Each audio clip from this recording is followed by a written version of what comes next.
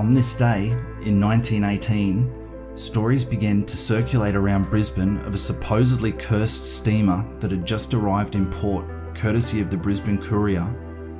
Within days, the story had spread throughout the Australian press and became somewhat of a talking point that took focus away from the horrible war that continued to rage overseas.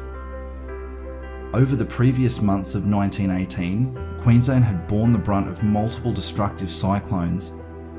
On January the 21st, a Category 4 cyclone had crossed the coast in the vicinity of Mackay.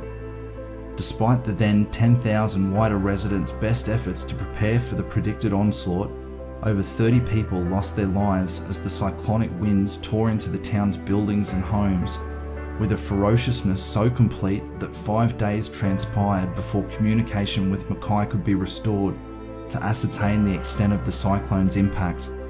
However, for Queensland's northern residents, the worst was yet to come. On the 10th of March, a second cyclone ploughed across the Queensland coastline, this time in the vicinity of Innisfail. Ranking as a Category 5 system, the most destructive category of cyclone in line with the highest rating on the Beaufort scale, the 1918 Innisfail cyclone is still considered in many circles to stand as the worst cyclone to hit a populated area in Queensland's recorded history. As the system made landfall, decimating everything in its wake, the immediate town that housed 3,500 souls was reduced to nothing more than 12 remaining dwellings, with similar tales of devastation befalling other outlying settlements. By the time the system had finally passed and was downgraded, over 100 lives had been lost in the fallout, 37 residing in Innisfail itself, and more than 60 additional residents in the surrounding townships, many of whom were Indigenous First Australians. And it was on the tail end of this history-making Innisfail cyclone that the tale of the cursed steamer in Brisbane's port first began to take shape and evolve. By account, the steamer, which remained unnamed, plied into the aftermath of the 1918 Innisfail cyclone off the coast of Queensland on its way to Brisbane. Battered by huge seas and cyclonic winds for 4 days, the ship's coal supply began to run critically low as her engines battled to keep her on course, and the crew did all they could to conserve what little they had left. As the vessel weathered the maelstrom one night, a suspicious ship was spotted on the horizon, and fearing it might be a raider, keeping in mind World War I was still raging at the time and mariners' suspicions were running at a premium, the ship's lights were immediately doused. However, no sooner were the crew and passengers plunged into darkness than the steamer's whistle began to sound a piercing alarm. For reasons unknown, a fire had broken out in the coal bunker of the vessel. The crew went into panic mode.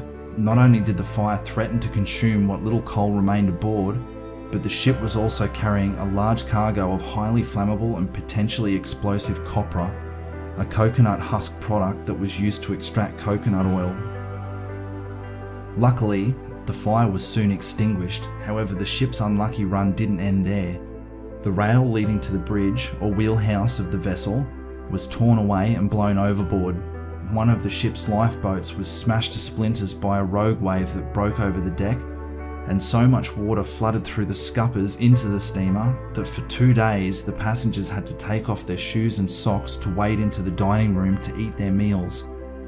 Being the heavily superstitious bunch that mariners are, talk amongst the crew soon began to focus on the growing list of unlucky events that were transpiring aboard their vessel.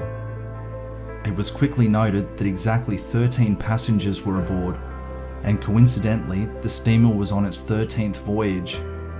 So desperate were they to find evidence of a paranormal link to their predicament that a superstitious passenger even noted that a bookcase in the ship's saloon was faced with exactly 13 panes of glass.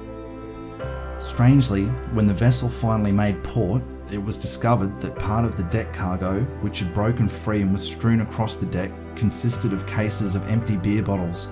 Not a single one appeared to be broken. But as to the exact identity of the cursed vessel, not a mention was made of her name.